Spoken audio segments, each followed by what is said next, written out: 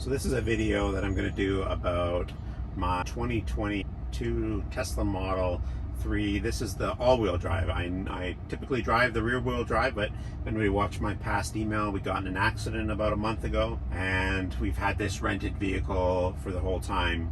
We got it through Enterprise Car Rentals, and my insurance company paid for that for us to get this, which is good. The coverage on it's pretty good on my policy. So I think this rental is about $150 a day too. First I'll talk about renting from Enterprise Car Rentals. I had to go pick it up in Guelph. When I gave it to me, they didn't have very much charge in it, so I had very little kilometers. I think the girl that had rented to me didn't know how to charge it up, so it was fine. I ended up making it on. But one of the things that they mentioned to me when I rented it was that you can't use a Tesla charger, and I'm like, that can't be right. You know, it must be just the girl didn't seem to know what she was talking about, whatever. But I was wrong, she was right. I phoned Enterprise and I phoned Tesla.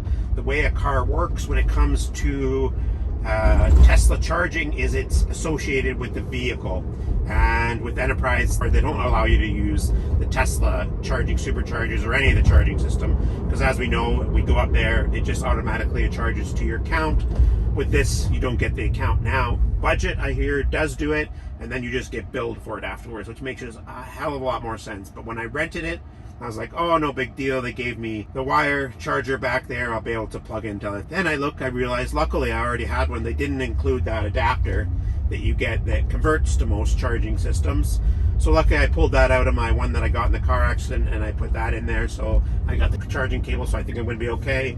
Well, I was wrong about that, because we've had a couple of travel trips that have been on my channel here. We went to Bracebridge. Getting there was fine, especially that you get 540 kilometers on this one compared to my 425, I think is what I get now. We got there, no problem, but then spending time in Bracebridge, using the different chargers, Evo, IV, Flow, all the different chargers, it sucked.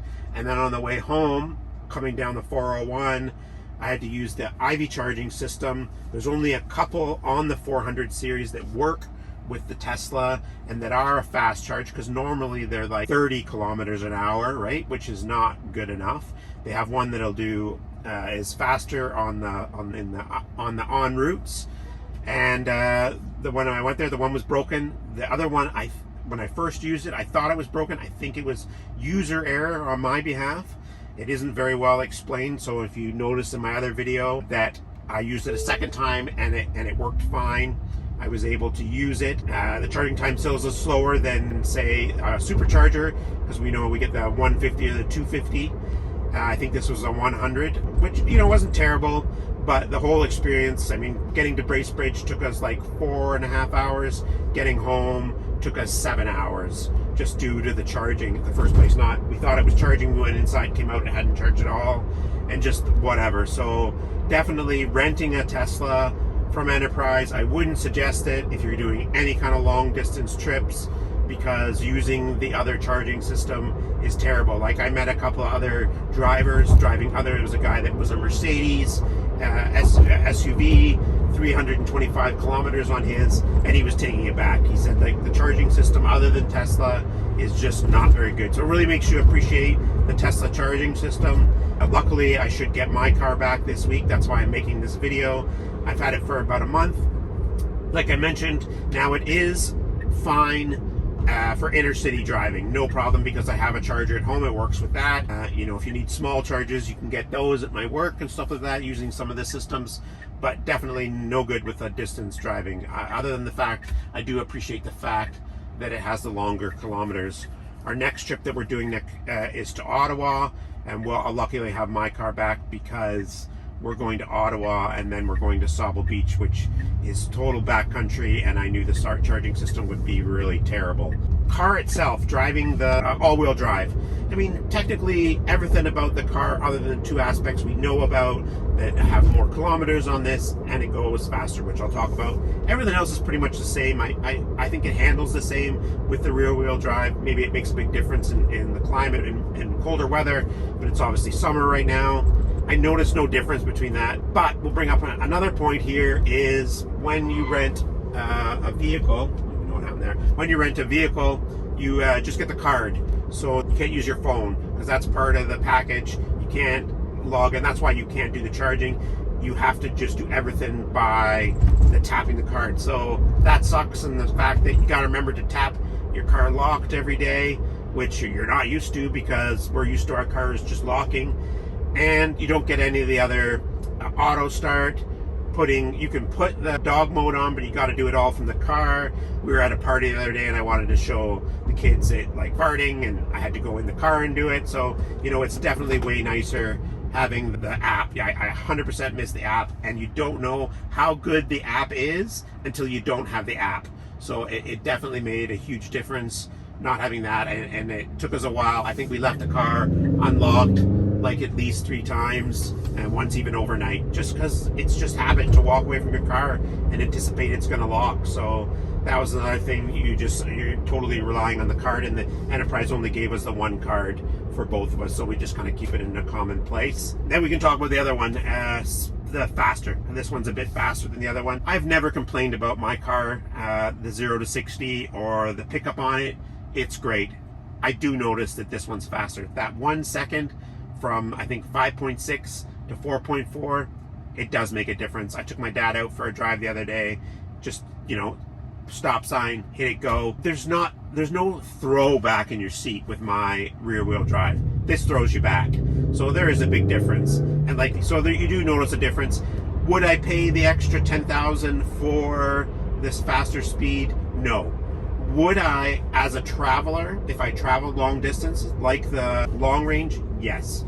It is a pretty cool feature, but again, budget-wise, I couldn't afford it. Am I happy with my car? I am.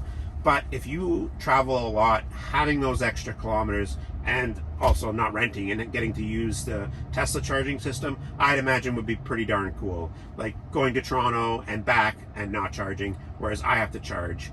It doesn't bother me. I'm fine with it. But if anything, if it was a different price to get the long distance and a different price also to get the faster car, I would pay for the long distance and wouldn't necessarily pay for the faster car. The rear wheel drive is fast enough for me. Don't get me wrong, it's been fun with a little extra acceleration. But all in all, this is a great car. Tesla is a great car to drive. This is the white model of it with the black interior. I've got the gray with the white seats.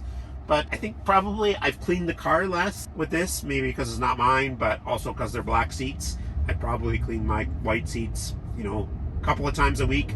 Enterprise car rentals, if you're renting from them, do be aware that you have to use regular charging, and it is a pain, and they don't give you the mobile connects. So you have to have that. You have to have they give you the wire with the regular plug, so you'll get 9 kilometers an hour, but they don't give you that adapter, so you get the faster charge. So you would have to go buy one. So Enterprise needs to do 2 things. One, they need to charge you, which they can easily do, and just bill you at the end for what you paid for with Tesla charging. But and they should totally include that part. And then maybe they're worried about it being stolen. If it gets stolen, then you just sign a waiver and you pay for it. Like, it's only $50 for that attachment. But they do figure this is through Enterprise Elite Rentals, so they do deal mainly with collisions and accidents and stuff like that. So this car usually goes to people that have already driven a Tesla. So, but whole experience of trying out all those other chargers, wow, is it a pain. We have it really good with Tesla. I didn't have to wait anywhere. It's not that. It's just that getting hooked up to them, 9 times out of 10, I had to do a phone call. Don't get me wrong. They answered those phones really fast. They were very helpful people, but it's just something you don't want to deal with when you're on a vacation and doing stuff. So my overall synopsis, this is a great car. Enterprise car rental needs to change the way they do it. They need to charge you for it. I don't know how many Teslas they even rent. Like, I had to drive out of London to get one, so it might not be a common thing. Anyways, please comment below if you have any questions about the difference between the two. If you have any questions about renting a car from Tesla from Enterprise Car Rentals. Thank you very much. Please like and subscribe and follow for more videos. We should have one coming up soon on our trip to Ottawa, so I'll be posting on that as well too, and hopefully with my other car. So have a great day.